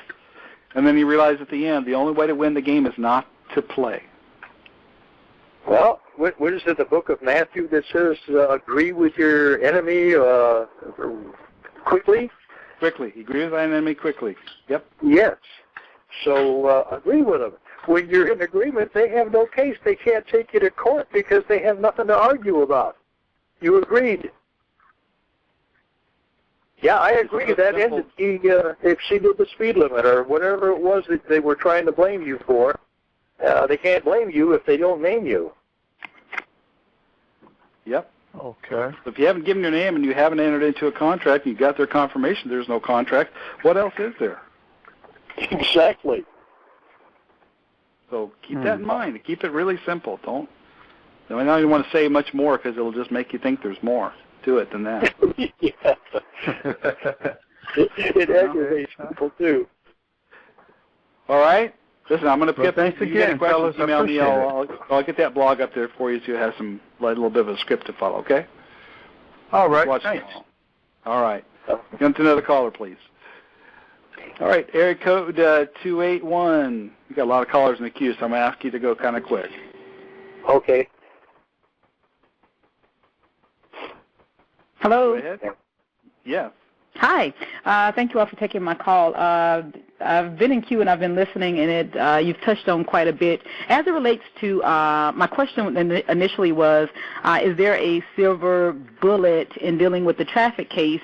And from what you're saying, just the whole question of, do I have a contract or do you all have a contract with me? And if so, present evidence, that specifies such. Is that the smoking gun or the silver bullet? Is there something else? Because, again, it seems really simple, but I just want to make sure because I do have a traffic case that I have coming up. I said, you won't believe me when I tell you. It really is that simple. Go ahead, Charles. It is that simple. You see, these people, I call them people out of niceness, but, they're not people. They're animals. They're murdering thieves is what they are. It's a bunch of pirates that are off the high sea onto the mainland, and we have to continue, handling them that way because that's what they are, exactly. So these traffic violations, let me tell you, there are over 84 miles of shelf space dedicated to their statutes, regulations, rules, ordinances, all the other BS that they try to con us into believing, okay? Mm-hmm. And I don't know, I think I mentioned it earlier about looking at Black's Law Dictionary, 7th edition, page 1424, to see what a statute is. And it's only a few words in the definition. It's a British regulation or order. Now, why are we following British orders? Wow. In fact, if you look at these law books and you see West Publications on the end of the book, right? The Black's Law Dictionary and all of it says West Law, right? Yep. Well, that West happens to be short for Westminster Abbey. Wow. And if you look in the back of the book, you'll find all the kings and queens since 1054 when William went in there and conquered them. Wow. So what's that doing in an American law book? Exactly. It's not an American law book, okay? So this is what we have to stop and we have to stand up on and get rid of them. And the biggest way we can do that is to stop contracting. No driver's license, no marriage license, no nothing. Even financial institutions are branches of the so-called federal government, which is a corporation. On the back of my business cards, I have a little sentence on there that says, you cannot possibly be a citizen of a corporation. It's impossible. Okay, so you're a citizen of the state within which you were born. However, when that state name is in capital letters, it too is an artificial entity. So you're not part of it, okay? You have to pay attention. The English language is really strange. And once you learn all the quirks and the little ways around things and the way things are presented to you, the brackets and the squirrely brackets and all the other kind of, or curly, I call them squirrely. But, so many of these things, we have to learn. We have to understand what their true meaning is. And that's why I suggest you return any mail that comes to your dwelling in that capitalized name. Return it to sender because there's nobody there with that name.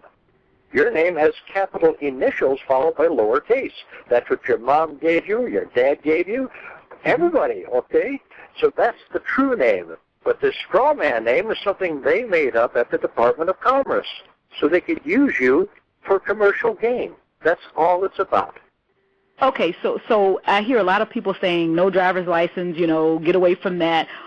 Like in 20 seconds, what works in place of that? Like what allows you to drive and not travel freely upon the, public highways and a non-commercial capacity where you don't have the fear of, being stopped and harassed. It sounds like you have no license.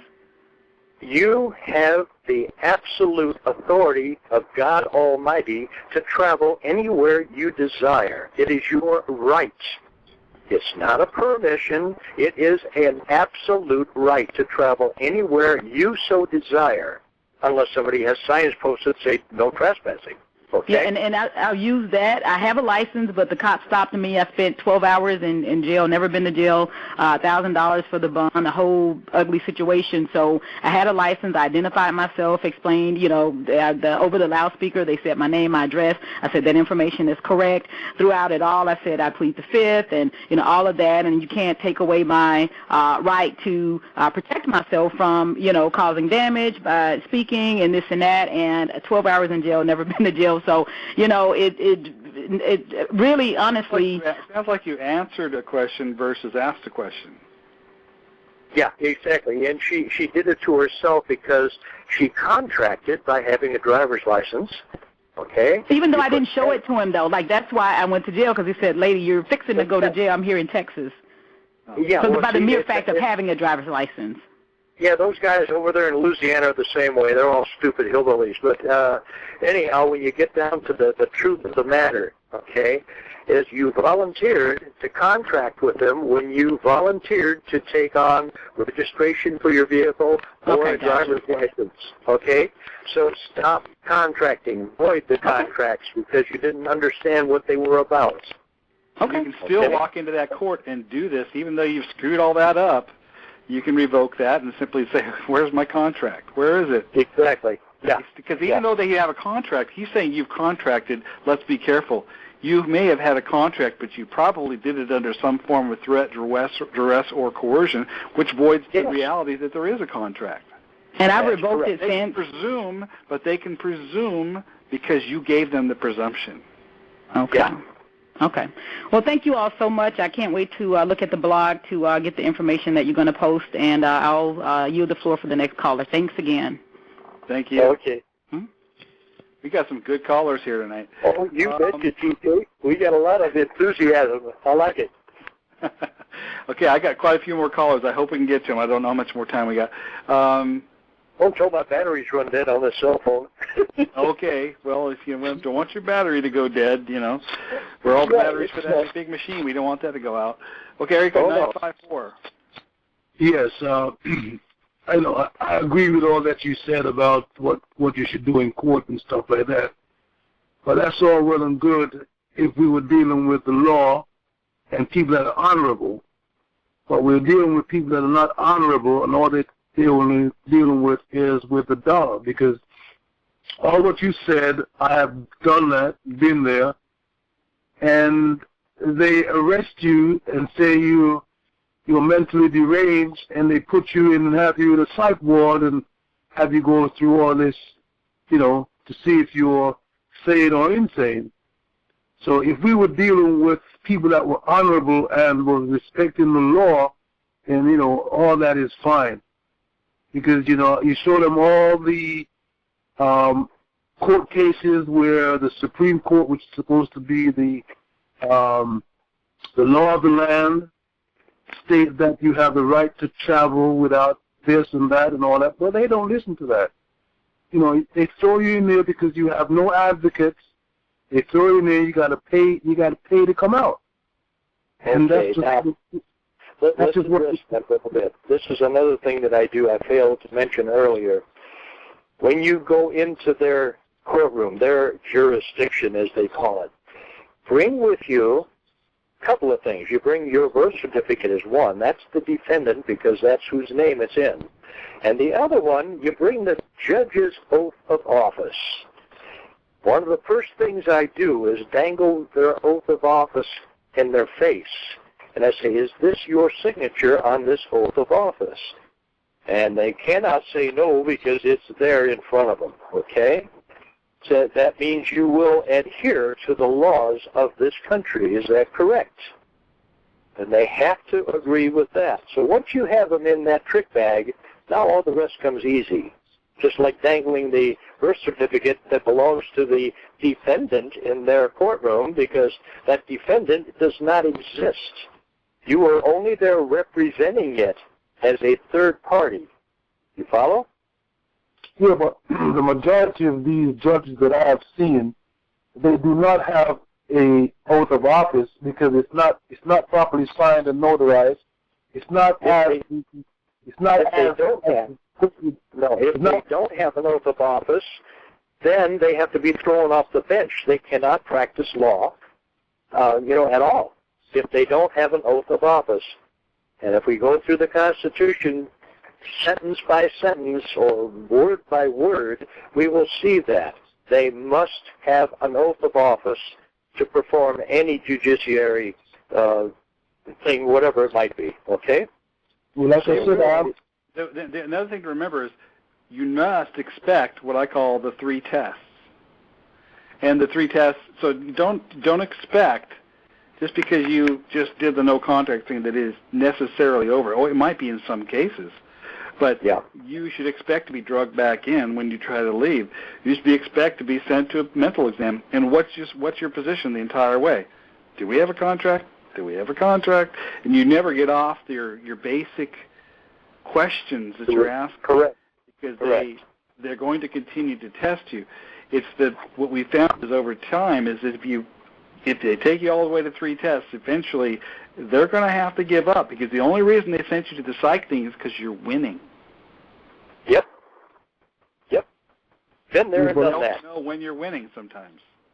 Right, you understand that. You know when you're winning, but when you're locked up behind bars and your children are out there and they don't know where you are because you can't make no phone calls, and it's like the saying is that they're holding the handle and you're holding the blade, right?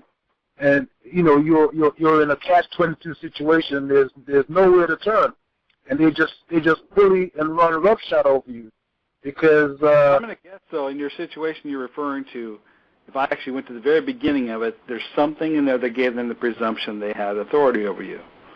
Yes. Nothing gave the presumption, because I told them that when they called my name, I told them I'm here on behalf of that party.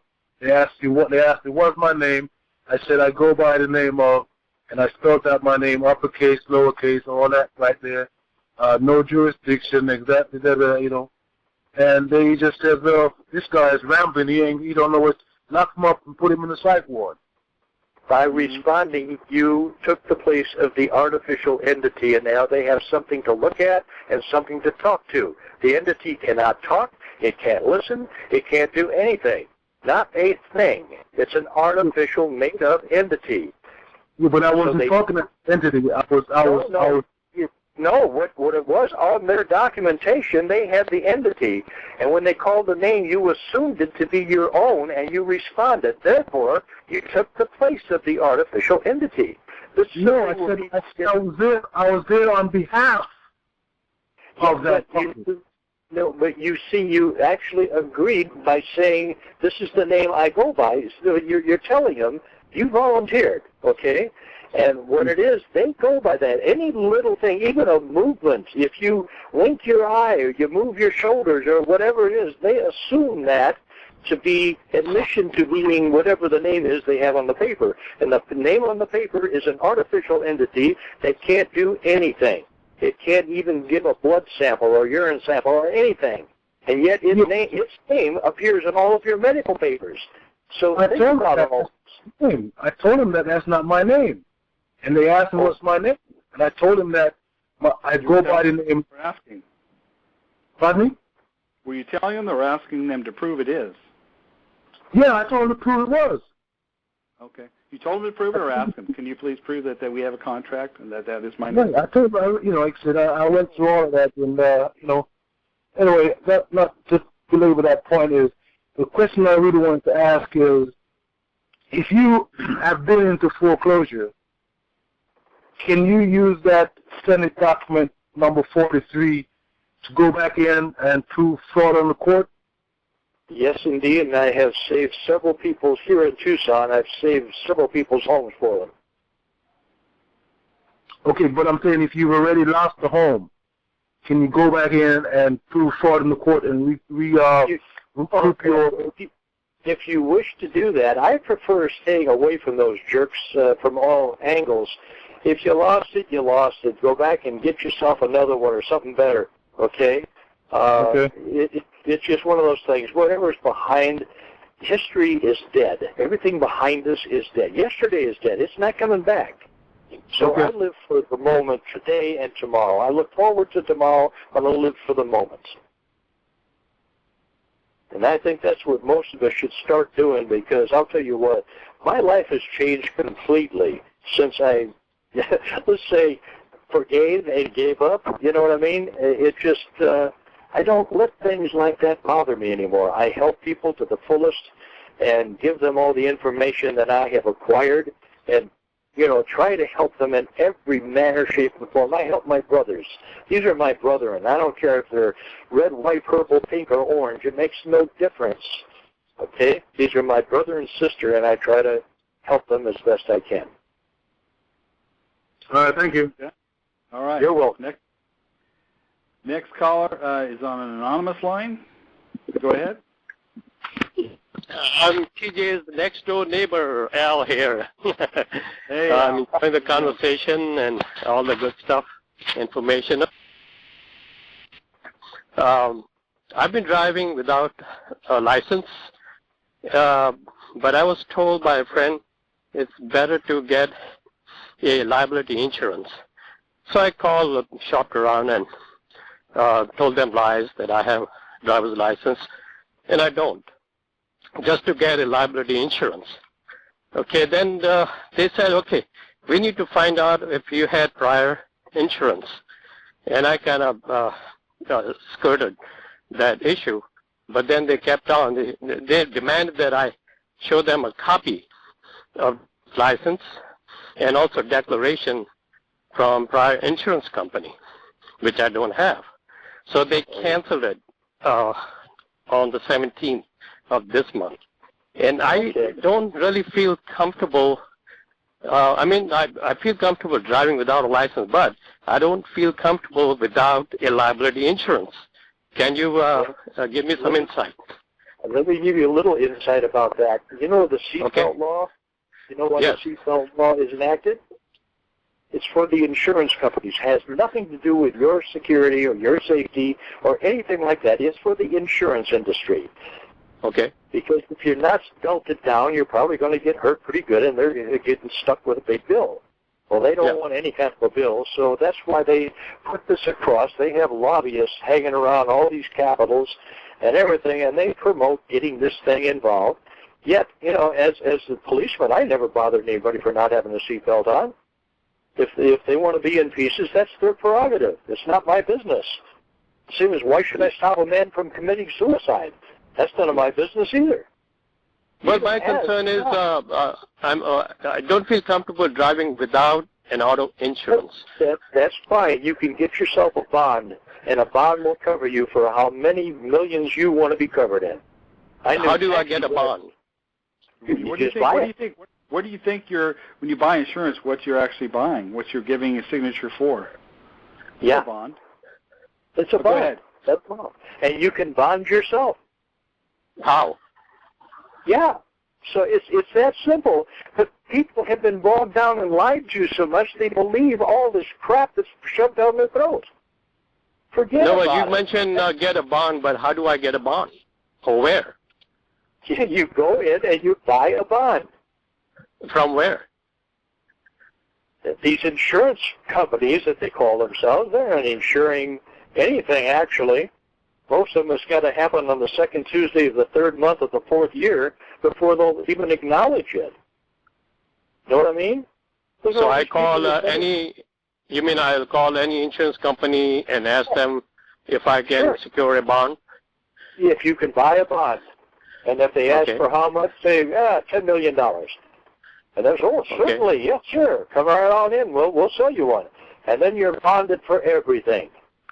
Okay. So this is a bond, it's an insurance bond. It's not an automobile. No. It is a bond, period. And the bond has value. And it will cost you out of your pocket instead of somebody else's pocket to take care of it. And that's is it expensive? It could be. It depends on the amount you want.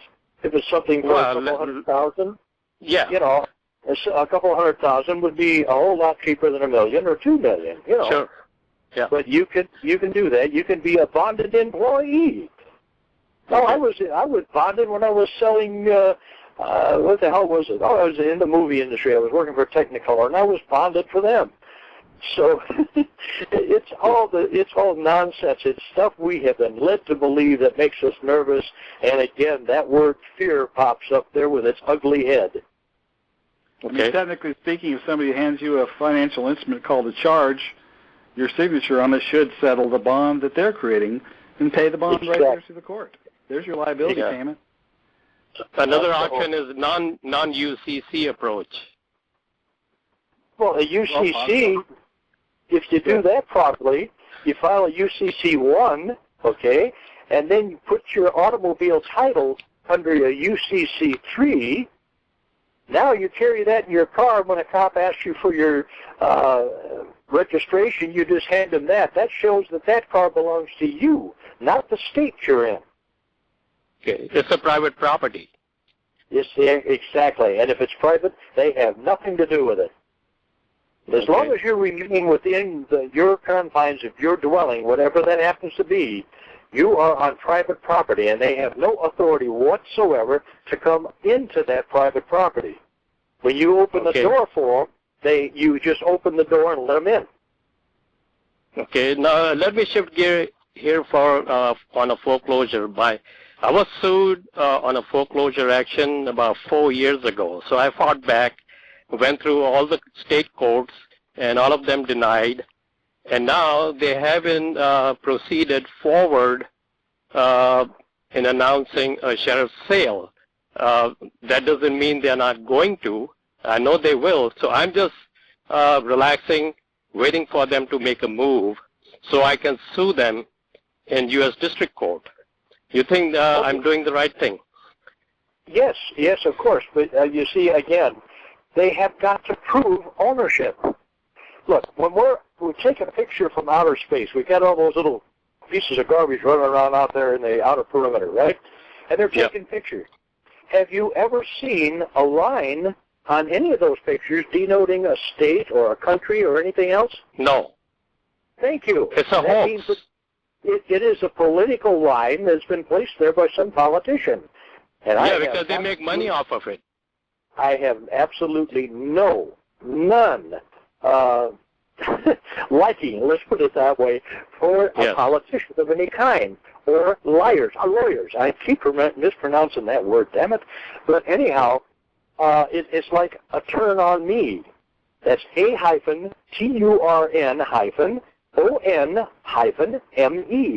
That's what they are, a turn on me's, because they are all part of the judiciary.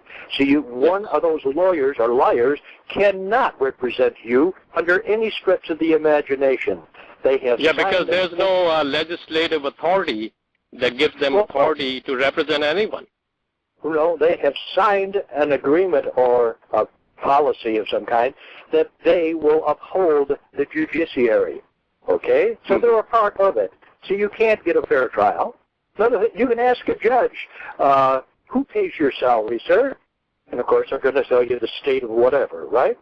And then you turn over to the prosecuting attorney, who pays your salary? Well, the county of. Is the county a subsidiary of the state? Yes, thank you. Next, the defense attorney that they assign to you. The only reason they assign some bimbo or some dummy to represent you that can't represent you is because he's one of theirs. Okay? Mm-hmm. Yeah. And he will take you down the path of corruption, if you allow it. But they're all paid by the same thing. So how in the world could you ever get a fair trial? You can't. No, you can't. No. It's absolutely impossible unless you trap them. So you get their oaths of office. It costs you a few bucks at the Secretary of State. You get their oath of office in person or however, okay? And you dangle that in front of them and say, you are going to adhere to this, are you not? That's your signature on there. They start backing down, and they kind of back up until they back over a cliff. Yeah. Interestingly enough, I'll try to be brief here. I was a plaintiff in the action against the Water Bureau because they turned it off on a current bill. There was no liability there. So I sued them. And come to find out, through the archive division of the Secretary of the State, the clerk who masqueraded as a judge did not have an oath of office. He was appointed as a judge, but that's not an oath of office. Yeah. So what I did was no authority. No authority. So a few days later, I filed a notice and demand and motion to disqualify the judge. And I don't know if the clerk filed it or not, but the opposing party, the defendant, was sent a copy, CC, and then nothing has happened. So, of course not. They're protecting their own. It's a gang. Think about a street gang. That's what they amount to. So what I did was, I sent 21-page notice and demand and ordered the district attorney in the county I live in to issue an arrest warrant against the clerk who masqueraded as a judge without an oath of office. I never heard from him. About 2 months went by. So a few days ago, I sent him a 10-day notice of fault, an opportunity to cure. Okay, so the 10 days haven't been up. So if he doesn't respond after 10 days, I'm going to send him a registered mail, 3-day notice. And I'm going to CC to the State Attorney General that this district attorney is not doing his duty. That's correct. That's how you do it. And then, yes, I'll hold him accountable. And if the state attorney does not respond, I'm going to sue all of them in U.S. District Court. I love it. TJ, you have got some amazing listeners. I'm loving this. Well, thanks to TJ. I mean, he's been educating us. And I've done my own legal research. You know, I also have a honorary law degree through one of those jurisdictionary ones. But I don't advertise myself. I don't have interest in getting a bar card. Okay. Yeah. And bar card is not a license, by the way. No, it's not. Yeah. It's a discount card for straight shots down at the bar. Well, it's a private association. It's nothing but a big mafia. And they are a member of that mafia. They protect one another, even if they're wrong. Yes, I would prefer dealing with the mafia because at least you know where you stand with those guys. Being from Chicago, you know, I know a little bit about that. But, you know, in Chicago, we vote early and often. All right. You know, I decided not to vote. I have a ballot in my pocket. I went to the library. But then I said to myself, it says here, you have to be a U.S. citizen to vote. I don't want to be a U.S. citizen. I'm an American national. I'm a state citizen. You cannot be a U.S. citizen because it's a corporation. That's impossible. Yes, it is. So why should I vote? I want to vote for Trump. Okay. Oh, you've got that right. I endorse him to all those dummies out there that are registered voters. But I can't. So I agree with you. I mean, I heard you say you're a Trump supporter, like I am, but you're not going to vote because you are not a U.S. citizen. How can you be a U.S. citizen of a corporation? Yes, as a matter of fact, on file, I have a document that I have sent them denouncing citizenship with U.S. Incorporated. However, I am an American national, and I will stay that. Yes, sir. Well, thank you. I don't want to hold up other callers on the line. I appreciate you giving me the time and affirming the legal knowledge I've acquired so far, and I'm going to continue to engage myself in legal education and the Constitution and all the rights. I signed without prejudice UCC 1-308. Case closed. Thank you. Okay, no. Well, why is it every time Al gets on the call, he says, "I'm going to make a long story short" at the end of a long story? I don't understand it. But that's great, TJ. You got some really fine listeners. I really appreciate this. And being able to answer their call, whatever their questions are immediately that's part of it. And that's what we both really need to do and concentrate on. Yeah, absolutely. Okay, well, I still got a few more. I don't want to take you past probably 7 o'clock here. That's Pacific, but that's okay. Yeah, it's that's my time over here. I have an atomic clock here. It's coming up on 7. Okay. Well, then I'll see if we can get 1 or 2 more quick ones in. Area code 585, you're up. Yeah, 585? I actually have a case tomorrow. It was a ticket I got for changing lanes, and it's a tour of 3 points. Oh my gosh! Okay, that's it. He's a lawbreaker. Get him off the call. He's terrible. He's bad. He changed lanes. Ladies and gentlemen, stand by. He changed lanes. And I was like, this doesn't make any sense. So I went in and I asked the judge. I said, because I've been, doing a little research for a while, but I kind of get overwhelmed. So basically, I went in and I asked the judge, is there a contract that causes me to be, held responsible or required to pay a fine or obey these quote unquote traffic laws? And before I even did that, I asked them, because I did I was researching and I came across a document called the Petition for Abatement, and I basically was starting to petition for an abatement, and he basically said, oh, it's denied, because the only time they do an abatement is if someone died. And but on the document it actually states that my name is not spelled correctly, and the reason why let me just read it real quickly to you guys real quick. Come now. It basically has a petition for abatement, and then I have 2 and the town the town and address of that I'm sending it to. And then, what's the essence of it? Because we're very short on time. Just give us the essence of it. What is it? It's essentially making a statement that the name is not yours, the El Capital. Right. Yours separate from that. Okay, got it. So I actually, he denied me it, and by verbally. So I mailed it to him, and they never responded to it. But tomorrow I actually have the court date for 6 o'clock tomorrow. So I was going to bring this in and say, listen, I mailed it in to you guys, and you haven't responded. And, this is the purpose why I'm here is because I'm a prudent man, and I realize that, my right will be restricted if I don't respond to the notice that was sent to the all caps name, because I know that they're trying to send it to me. So basically, I was saying to them that the purpose why I'm there is because I don't want to be treated unjustly because of not appearing.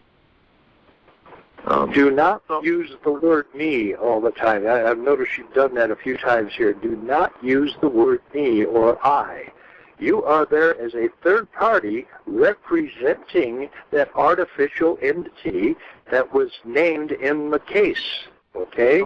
And instead of saying that's not my name, say it has not been entered into evidence who is on trial here.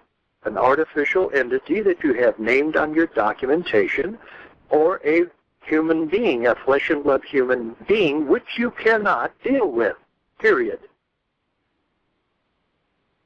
Corporations cannot deal with human beings. We can deal between ourselves on private contracts and all that stuff. But corporations cannot, absolutely cannot deal with a flesh and blood sentient human being. Okay. This is factual.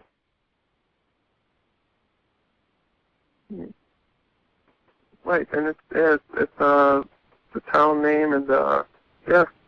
So they basically I just have to state that they cannot lawfully deal with me, the man, or me, the human being. Okay, let's get back to the they beginning. Cannot. They cannot deal with it. You said you're going to state something. I caution you about stating anything. Every time you make a statement, who makes statements in a courtroom? Human beings. No, defendants. Defendants. A defendant is a fictional, artificial. See how quickly you just jumped into the play? A question is what? See, as long as you continue to question, you are in charge. The guy asking the questions is in charge. It's the respondent that is the subservient to the questionnaire. You know, the funny thing, the last time, because the first time I went in, they pushed it out, and I felt like I had a victory.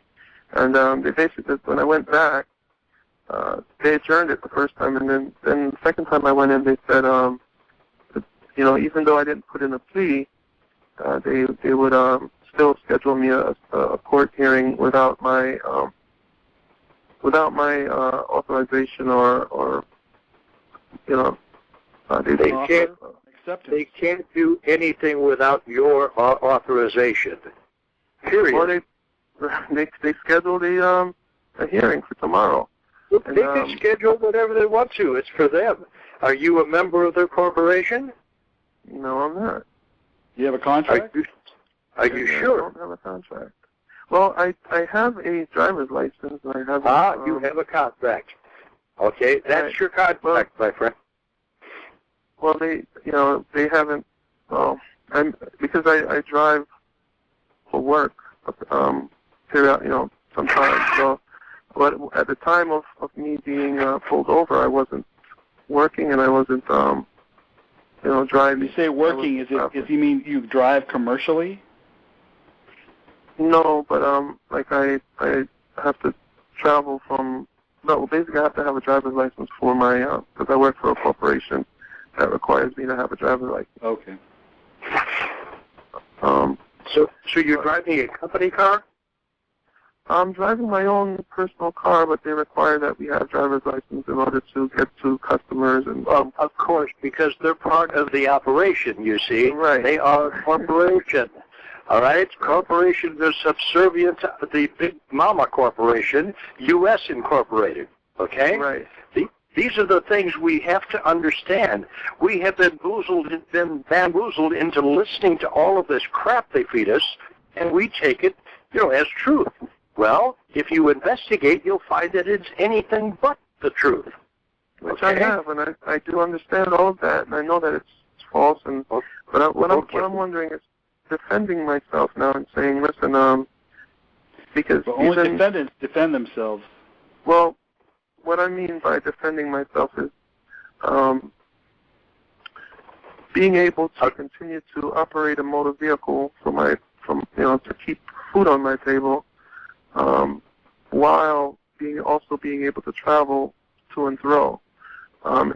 Basically, I want to be able to travel not only for work, but for my personal purposes. So the question there is no state in the country that requires a license for a private vehicle used for private purposes like grocery shopping, traveling, whatever it is that requires a license. Only commercial vehicles need a license. And any vehicle that has a license plate on it has the state which they're in or part of, written on the back. It doesn't have their name on it. It has the state's name. And because it's this corporation, the car is now, you gave it to them when you registered it, and it's now a commercial vehicle, which requires a commercial operator's license. That's the way the game is played. So when you don't have tags on your car and you don't have a license in your pocket, you don't need it for private purposes. Okay? If you're hauling freight or you're hauling passengers for hire, yes, indeed, you need to have a license. Okay, but how do I, I've quote-unquote contracted with them, but unwillingly or unknowingly I have. Now, is there a remedy for, I go into court tomorrow, how can I, quote-unquote, prevent my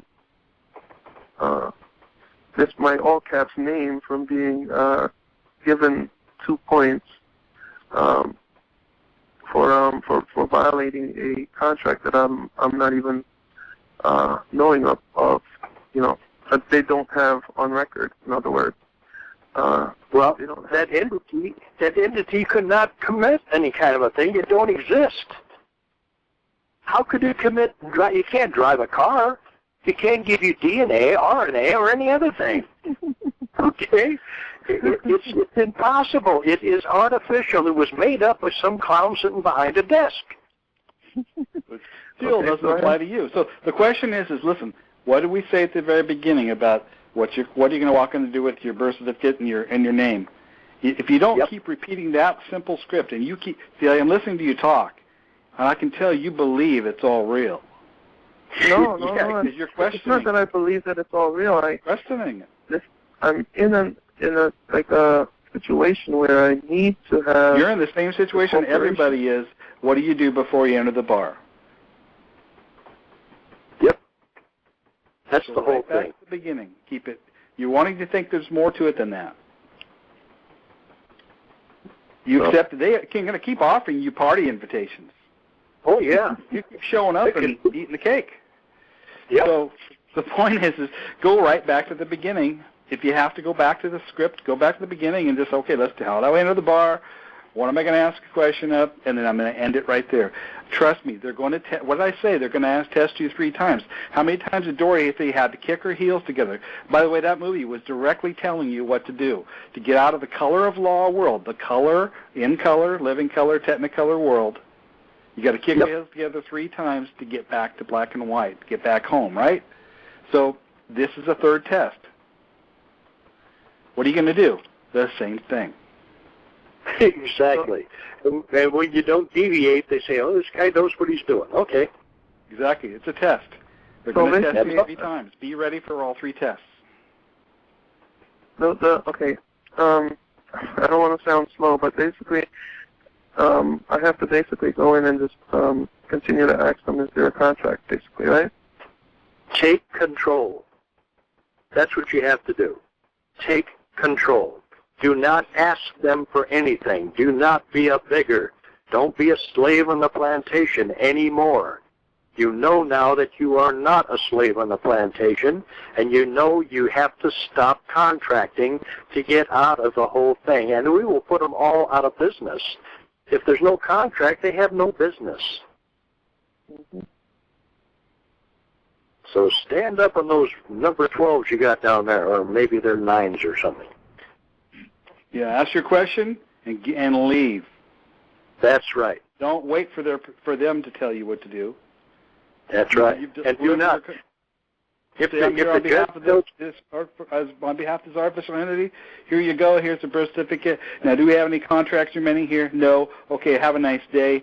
Our business is finished. Stop contacting me. I don't want to come to any more of your stupid parties. Exactly. And TJ, I've got to make this real strong and understood. If the judge says, well, have a seat over there, we'll get back to you, do not have a seat over there because you're following orders, which makes you subservient to that clown, okay? So you say, no, thank you, I'm standing right here, okay? That's what he did to me the first time I went in. He had me sit down, and then he actually kept me over the time, and everybody else left, and I was the last one there. And then he basically said, always do that.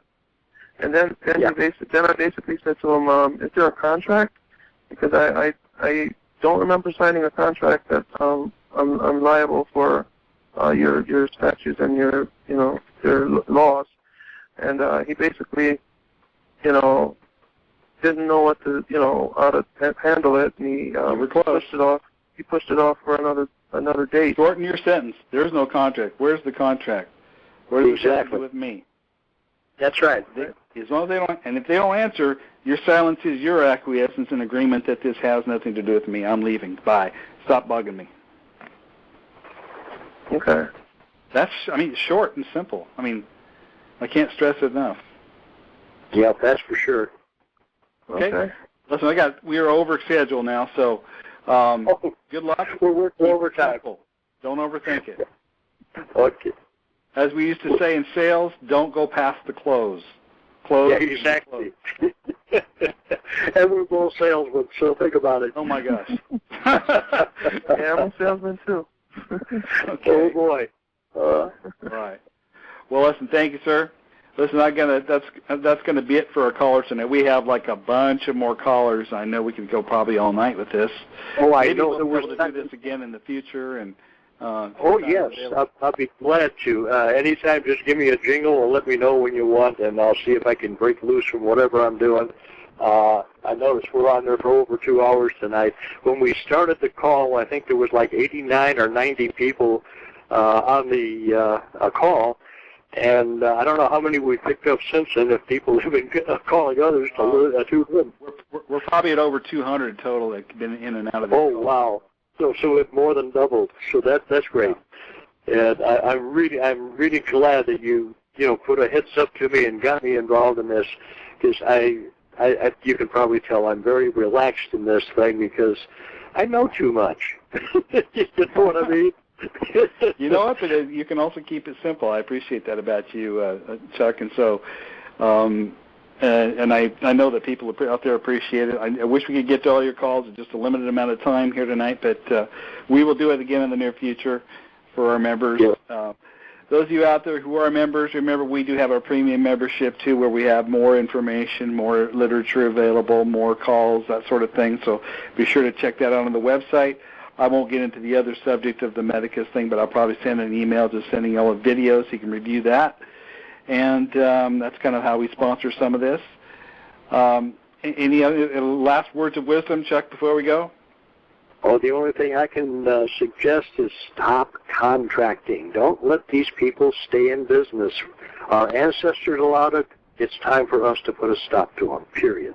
So, and TJ, what's going on? Let's do it. You betcha. Yeah, TJ and I are doing our best to communicate to people and try to help them as best we can and untwist their minds. You know what I mean? Yeah. Come out of bondage. It's up to us. It really is. Yeah, exactly. So. Okay. Well, thank you, all right, sir. my friend. Yes, sir. It's been my pleasure. You bet. And everyone else, till next time, thanks again for being on the call.